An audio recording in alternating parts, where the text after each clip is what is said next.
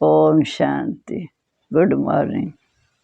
आज हम सुनते हैं 31/3/22 के अनमोल मधुरमा वाक्य।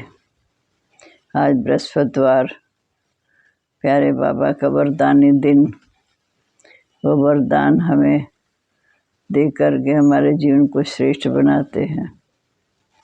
बाबा कहते, मीठे बच्चे, ज्ञान मार्ग में तुम्हारे ख्यालात बहुत शुद्ध होने चाहिए। सच्ची कमाई में झूठ बोला, कुछ उल्टा किया तो बहुत घाटा पड़ जाएगा, क्योंकि यहाँ लगनी है सच्ची कमाई। सच्ची कमाई में झूठ बोला, कुछ उल्टा काम किया तो बहुत घाटा पड़ जाएगा। सत्य दरबार है, बाबा सत्य है, सचखंड की स्थापना कर रहे हैं। प्रश्न है, जो तकदीरवान बच्चे ऊंच पद पाने वाले, उनकी निशानी क्या होगी? उत्तर, उनसे कोई भी खराब काम नहीं होगा। जग की सेवा में हड्डी हड्डी लगाएंगे। उनमें कोई भी लोभ आदि नहीं होगा। दूसरा, वह बहुत सुखदायी होंगे, सबको सुख देंगे। मुख से सदैव ज्ञान रतन निकालेंगे, बहुत मीठे होंगे। तीसरा, इस पुरानी दुनिया को जैसे देखते हुए भी नहीं देखेंगे। उनके अंदर ये ख्याल नहीं आएगा कि जो तकदीर में होएगा देखा जाएगा। बाबा कहते हैं, ऐसे बच्चे कोई काम के नहीं। तुम्हें तो बहुत अच्छा पुरुषार्थ करना है। गीत है, हमारे तीरथ न्यारे हैं। ओम शांति। ये भक्ति मार्ग के गीत हैं। तुम जानते हो हमारी महिमा हो रही है। भक्ति मार्ग में महिमा गाई जाती है और प्रार्थना की जाती है। ज्ञान मार्ग में प्रार्थना और भक्ति नहीं की जाती। ज्ञान मार्ग माना पढ़ाई।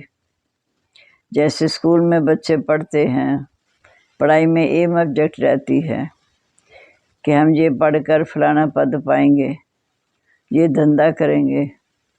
कई सीखते हैं ऐसी ठगी करेंगे, पैसा कमाएंगे, बहुत पैसे के लिए ठगी करते।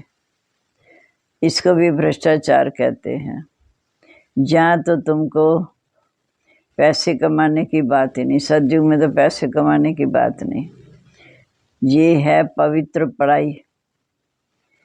भल गृहस्थ में रहते हो, सिर्फ पढ़ना है।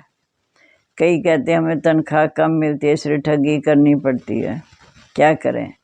परंतु ज्ञान मार्ग में तो ऐसे ख्यालात कभी नहीं होने चाहिए, नहीं तो दुर्गति हो जाएगी। यहाँ तो बहुत सच्चाई सफाई से बाप को याद करना है, तभी ऊंच पद पा सकते हैं। स्टूडेंट को पढ़ाई के सिवा कोई बात बुद्धि में नहीं रहनी चाहिए। सच्ची कमाई में फिर कुछ झूठ आदि बोलने से या कोई ऐसा काम करने से पद भ्रष्ट हो जाएगा, बहुत घाटा पड़ जाएगा। क्योंकि जहाँ तुम आए हो भविष्य पदमपति बनने के लिए, तो यहाँ कोई भी डर्टी ख्यालात नहीं आने चाहिए, बुरे ख्यालात नहीं आने चाहिए। कोई चोरी आदि करते तो केस चलता है, उसमें कोई छूट भी जाए, परंतु धर्मराज की सजा से तो नहीं छूट सकते। अब ये ईश्वरी दरबार, इसका राइट हैंड धर्मराज भी है। उनकी सजाएं 100 गुना ज़्यादा हैं। बाबा के बच्चे बनकर कोई भी कर्म करते हैं तो उनकी सज़ा 100 गुना ज़्यादा है। नए नए बच्चों को शायद मालूम ना हो, इसलिए बाबा सावधान करते हैं। तुम बच्चों के ख्यालात बड़े शुद्ध होने चाहिए। बहुत बच्चे लिखते हैं, बाबा आपका फरमान है कि गृहस्थ व्यवहार में रहते जीवन कमल फूल समान पवित्र बनाओ। सिर्फ मुझे याद करो, श्रीमत बगैर कोई भी काम नहीं करो। परंतु हमको तो व्यवहार बहुत कुछ करना पड़ता है, नहीं तो हम गुजारा कैसे करें। इसलिए कई लोग धर्मऊ निकालते हैं, कहते हैं कुछ धर्मऊ निकालेंगे, कुछ हमारे पाप कर्म नहीं होंगे। अगर कुछ होंगे तो मिट जाएंगे, हम धर्मात्मा बन जाएं। धर्मात्मा पुरुष से बहुत पाप नहीं होते, वो कुछ डरते हैं, क्योंकि धर्मात्मा पाप से कुछ डरते हैं। ऐसे बहुत होते जो कभी धंधे में झूठ भी नहीं बोलते, एकदम दाम फिक्स रखते हैं। कलकत्ता में एक बर्तन बेचने वाला था, सबके दाम बोर्ड पर लिख देता, फिर कुछ कम भी नहीं करता। फिर कोई तो बहुत झूठ बोलते हैं, जहाँ तो ज्ञान की पढ़ाई है। ये पढ़ाई जो तुम पढ़ते हो भविष्य की जन्म के लिए तुम्हारे काम आएगी, इसे की जन्म की प्रारब्ध बनेगी। तो बाबा को हर बात सच बतानी चाहिए। ऐसे नहीं कि परमात्मा सब कुछ जानते हैं। बाप कहते पढ़ेंगे लिखेंगे बनेंगे नवाब तभी ऊंच पद पा सकेंगे, नहीं तो नरक में चले जाएंगे। हम थोड़ी एक एक को बैठ के देखेंगे तुम क्या करते हो। जो कुछ करते हो आप अपने लिए करते हो, क्योंकि आत्मा अपना मित्र भी अपना शत्रु भी है। अपने पद भ्रष्ट करते हो। नाम ही है पापात्मा पुण्यात्मा। तो बाप आकर पुण्यात्मा बनाते तो बाबा कहते बच्चे कोई पाप नहीं होना चाहिए। बच्चों के लिए पाप का 100 गुना दंड हो जाएगा, क्योंकि समझ में चुकी है, फिर भी हम करें तो 100 गुना दंड हो जाएगा, बड़ा घाटा होता। ऐसे ख्याल नहीं रखने चाहिए कि जो होगा सो देखा जाएगा। अब तो कर लें, वो बच्चे कोई काम के नहीं। जो सब कुछ समझते हुए भी भविष्य नहीं सोचते तो किस काम के। बाबा की आज्ञा का पालन नहीं करेंगे तो किस काम के। इस पुरानी दुनिया को तो बिल्कुल भूल जाना है, देखते हुए जैसे देखते नहीं। हम एक्टर हैं, अब नाटक पूरा होता। 84 जन्म पूरे किए, अब हमको वापस घर जाना है। जितनी सर्विस करेंगे उतना ऊंच पद पाएंगे। अभी प्रदर्शनी मेले की सर्विस निकली है। जो ऊंच पद पाने के पुरुषार्थी होंगे उनको ख्यालात आएगा कि जाकर सुने सीखें कैसे भिन्न भिन्न रीति से समझाते हैं। वह चक्कर लगाते रहेंगे, सुनते रहेंगे फलाना कैसे समझाते हैं। ऐसे सुनते सुनते बुद्धि का ताला खुल जाएगा। बहुत लिखते हैं प्रदर्शनी से हमारी बुद्धि का ताला खुल गया। बाबा ने हमें बहुत मदद की। बाबा ऐसे बहुत मदद देते हैं परंतु किसी को पता नहीं पड़ता, क्योंकि बाबा की मदद गुप्त होती है। समझते हमने बहुत अच्छा समझाया। कोई सच्चे बच्चे समझते हैं कि ये सारी बाबा की मदद है। प्रदर्शनी की सर्विस से बहुत उन्नति हो सकती है। तुम ज्ञान सागर बाप के बच्चे हो। बाबा की याद में रहने से बहुत बड़ा बल मिलता है, शक्ति मिलती है। योग बल से ही तुम विश्व की बादशाही लेते हो। बाकी सिर्फ ये याद रहे कि हमको बाप से वर्षा लेना है और बाप की श्रीमत पर चलना है। बस श्रीमत पर चलने में कमाई है। बाकी दुनिया में तो कोई काम की चीज़ नहीं है, सब कुछ खत्म होना है। तुम ज्ञान सितारे हो, इस भारत को स्वर्ग बना रहे हो और स्वर्गवासी बनने के लायक तो तुम जहाँ ही बनना है। स्वर्ग में चलने के लिए लायक तो जहाँ ही बनना है। संगम युग पर यज्ञ के पिछाड़ी तो हड्डी हड्डी सहा कर देनी चाहिए। उनकी फिर और कोई लोभ नहीं रहेगा। जिनकी तकदीर में नहीं है उनमें फिर खराब ख्यालात भी आते रहेंगे। यहाँ तो तुमको सुखदायी बनना है, हर एक को सुख देने वाला बनना है। बाप कहते मैं आया हूँ सुखदायी बनाने, तुम भी सुखदायी बनो। उनके मुख से सदैव ज्ञान रतन निकलेंगे, ऐसे ऐसे मीठे मीठे रतन निकलेंगे। शैतानी की कोई बात नहीं निकलेगी। झूठ बोलने से तो कुछ ना बोलना वो अच्छा है।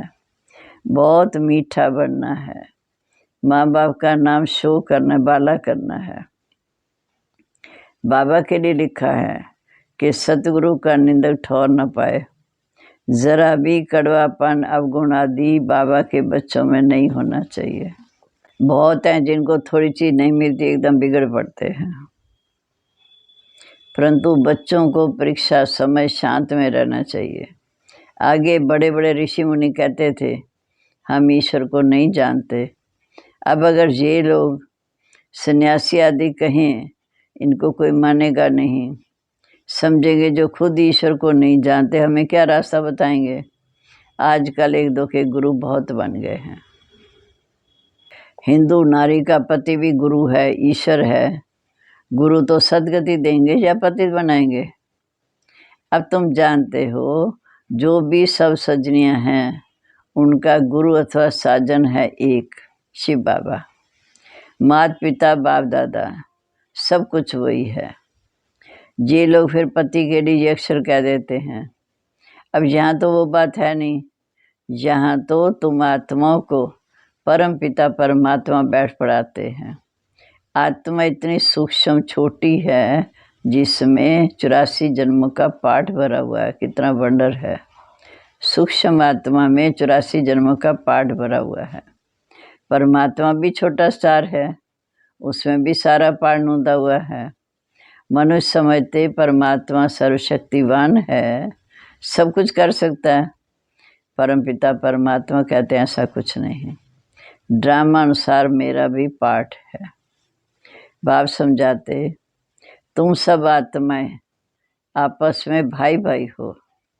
आत्मा अपने भाई के शरीर का खून कैसे करेगी? हम सब आत्माओं को तो बाप से वर्षा लेना है। मेल हो चाहे फीमेल, ये भी देह अभिमान छोड़ना पड़ता है। आत्मा मेल या फीमेल, सब आत्मा रूप में भाई भाई। शिव बाबा देखो कितना मीठा है, तो हम भी शिव बाबा के बच्चे हैं, भाई भाई हैं, तो हमें कभी भी आपस में लड़ना झगड़ना नहीं। देही अभिमानी रहे तो कभी लड़े भी नहीं। आत्मा आत्मा से तो लड़ती नहीं। देही अभिमानी रहे तो कभी लड़े नहीं। बाबा क्या कहेंगे? बाप इतना मीठा और बच्चे लड़ते हैं। इस समय मनुष्यों में आत्मा का ज्ञान भी नहीं है। हम आत्मा परमात्मा की संतान हैं, फिर हम लड़ते क्यों? मनुष्य तो सिर्फ कहने मात्र कह देते, तुम तो प्रैक्टिकल में इसकी संतान हो। बाप कहते मीठे बच्चे, देह अभिमान को छोड़ो, हम आत्मा हैं, अब वापिस जाना है, यही तात लगी रहे। पूरा पुरुषार्थ करना चाहिए। बाप जैसा मीठा लवली ज़रूर बनना है, तब बाप कहेंगे सपूत बच्चा। बाप जैसा मीठा लवली ज़रूर बनना है, तब बाप कहेंगे सपूत बच्चा। कितना लवली हो गया। बाप देखो कितना निरंकारी है। कहते हैं मैं तुम्हारा बाप भी हूँ, टीचर भी हूँ, सतगुरु भी हूँ। आधा कल्प से तो मुझे याद करते आए हो कि बाबा आओ, ये मेरा भी ड्रामा में पार्ट है। बाप जैसा मीठा लवली ज़रूर बनना है, तब बाप कहेंगे सपूत बच्चा। कितना लवली हो गया। बाप कितना निरंकारी है। कहते हैं मैं तुम्हारा बाप, टीचर, सतगुरु सब कुछ हूँ। आधा कल्प तुम मुझे याद करते आए कि बाबा आओ, ये मेरा भी ड्रामा में पार्ट है। पहले ये घड़ी आदि नहीं थी, रेती पर टाइम देखते थे। ये साइंस से जो कुछ चल रहा है ये तुम्हारे लिए है। ये साइंस वाले कोई ज्ञान नहीं लेंगे, उनको आना ही प्रजा में है। महल आदि बनाने वाली तो प्रजा होती है ना, राजा रानी तो आर्डर देने वाले होते। तो ये कोई गुम नहीं हो जाएंगे, ये बहुत होशियार हो रहे हैं, साइंस रिफाइंड हो रही है। बाकी चंद्रमा आदि पर जाना, ये सब चीज़ें अति की अविनाशी है। ये सब अति की विनाशी चीज़ें हैं। साइंस भी इस समय दुख देने वाली है। वहाँ सुख की चीज़ें रहती हैं, सतयुग में तो सुख की चीज़ें रहती, बाकी थोड़े समय के लिए। टू मच में जाते हैं तो विनाश हो जाता है। बाकी सुख तो तुम भोगेंगे। मम्मा बाबा कहते हो तो फॉलो करना चाहिए। तुम्हारे मुख से सदैव रतन निकलने चाहिए। कहते हैं पत्थरों ने गीत गाया, परंतु तुम ही पहले पत्थर बुद्धि थे। बाबा ने आकर तुम्हें पत्थर बुद्धि से पारस बुद्धि बनाया। अब तुम गीता के ज्ञान का गीत गा रहे हो। बाकी वो पत्थर गीत नहीं गाएंगे, गीता को ही गीत कहा जाता। तुम अभी परमपिता परमात्मा की संतान हो। तुम अभी परमपिता परमात्मा की बायोग्राफी को जानते हो। वह लोग तो कुछ अर्थ नहीं समझते, रत्नों के बदले पत्थर मारते अर्थात अपशब्द निकालते हैं। अब तुम्हारी बुद्धि में रतन है, वो भी नंबरवार। कोई के मुख से जो हीरे मोती निकलते हैं, इससे तुम्हारे नाम पड़े हैं नीलम परी, सबसपुरी। तुम पत्थरों से रतन अथवा पारस बन रहे हो। ये तुम्हारा काम है, जो भी आए उनको समझाना। तो तुम्हारा परमपिता परमात्मा से क्या संबंध है? जब तक इस बात का एक्यूरेट जवाब लिखकर ना दें तब तक बाबा को मिलना ही फालतू है। पहले बाप को जाने तब समझें बीके के कितनी पोत्रियां हैं। बड़ी ऊंची मंजिल है। पहले बाप को जाने तब समझें कि बीके जिसकी पोत्रियां हैं बड़ी ऊंची मंजिल है। 21 जन्म की बादशाही गरीब से गरीबी ले सकता है। विश्व का मालिक बनना कोई कम बात है क्या? सिर्फ श्रीमत पर चलना है। भगवान खुद कुर्बान जाते हैं बच्चों पर, 21 जन्मों की कुर्बानी करते हैं। कहते हैं विश्व के मालिक भाव। जरूर बच्चों के मुख से रतन निकलते हैं, तब तो भविष्य में पूजनीय देवता बनते हैं। अच्छा, मीठे मीठे सिकला दे बच्चों प्रीत, माता पिता बाप दादा का याद प्यार। Good morning. रूहानी बाप की रूहानी बच्चों को नमस्ते। रूहानी बच्चों की रूहानी बाप दादा को नमस्ते। नमस्ते बाबा, गुड मॉर्निंग। शुक्रिया बाबा, शुक्रिया। कितनी ऊंची मंजिल पर ले जाते, पाप कर्मों से बचाते। अब धारणा के लिए मुख्य सार। पहला, मीठा बन माँ बाप का शो करना है। कड़वापन जरा भी है तो उसे निकाल देना है। बाप जैसा मीठा लवली जरूर बनना है। दूसरा, कोई भी काम श्रीमत के बिना नहीं करना। श्रीमत में ही सच्ची कमाई है। अब आज का वरदान। नॉलेजफुल बन, हर कर्म के परिणाम को जानकर कर्म करने वाले त्रिकालदर्शी भव। नॉलेजफुल बन, हर कर्म के परिणाम को जानकर कर्म करने वाले मास्टर त्रिकालदर्शी भव। त्रिकालदर्शी बच्चे हर कर्म के परिणाम को जानकर फिर कर्म करते हैं। वह कभी ऐसा नहीं कहते कि होना तो नहीं चाहिए था लेकिन हो गया, बोलना नहीं चाहिए था लेकिन बोल निकल गया। इससे सिद्ध है कि कर्म के परिणाम को ना जान भोलेपन में कर्म कर लेते हैं। भोला बनना अच्छा है, लेकिन दिल से भोले बनो, बातों में या कर्म में भोले नहीं बनो। उसमें त्रिकालदर्शी बनकर हर बात सुनो, बोलो, तब कहेंगे सेंट अर्थात महान आत्मा। स्लोगन है, एक दो को कॉपी करने की बजाय बाप को कॉपी करो तो श्रेष्ठ आत्मा बन जाएंगे। एक दो को कॉपी करने की बजाय बाप को कॉपी करो तो श्रेष्ठ आत्मा बन जाएंगे। ओम शांति। अब हम बाबा के मधुर वाक्यों को विचार सागर मंथन करते हुए उसको याद करेंगे। उनके वरदानों को सदा अपनी स्मृति में रख खुशी में उड़ते रहेंगे, उड़ाते रहेंगे।